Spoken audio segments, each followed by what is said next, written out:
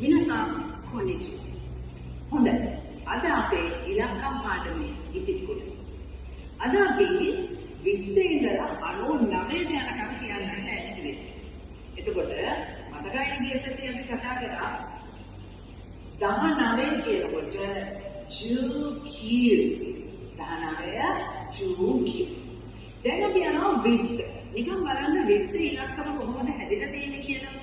දෙකේ ඉලක්කම ඉස්සරහට එතකොට බිඳුව තියෙනවා ඊළඟට. එතකොට බිඳුවෙන් කියෙන්නේ 10 ගුණාකාරනේ. එහෙමනම් ඔය කියන්නේ 10 කොටවල් දෙකක්. ඒ කියන්නේ ජු. එතකොට දැන් අපි ජූනි කිව්වා 12ට. ඕකේ ඉලක්කම් දෙක දෙපැත්ත මාරු කරාම 20 හදාගන්න පුළුවන්. ජු කිව්වහම 20. සංජු 30. ඒ කියන්නේ තුනේ ඉලක්කම ඉස්සරහට ඊළඟට 10.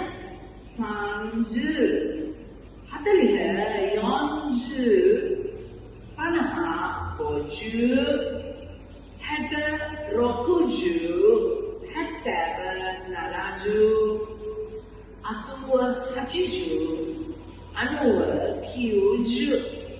දැන් එකේ ඉඳලා තියෙන ඉලක්කම් ටිකම තමයි අපි තාම පාවිච්චි කරන්නේ. එතකොට ඔය ඉලක්කම් වල උච්චාරණය මේ පැත්ත මේ පැත්ත මාරු කරමින් අපිට පුළුවන් 99ට යනකම් ඉලක්කම් ටික හදන්න.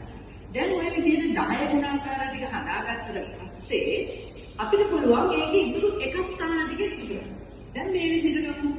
20 නම් නිජු. අපි ඕකට එකක් එකතු කරමු. එතකොට එකට කියන්නේ ඉචි. එහෙනම් නිජු ඉචි 21. 33 බලමු. 33 නම් 3 වරක් 10. එහෙනම් සංජු තව 3ක් ඕනේ සංජු සම්. අපි බලමු 56 කියන්නේ කොහොමද කියන්නේ? 56 නම් ගෝජු 50යි.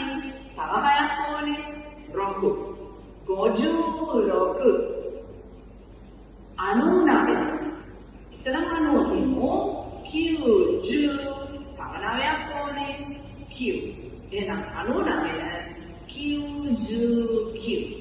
ඔය විදිහට මේ 10 ඉලක්කම් ටික මේ එකේ සිට 10 දක්වා කියන ඉලක්කම් වලින් ඔයගලන්ට පුළුවන් 99 දක්වා ඉලක්කම් ටික හදාගන්න.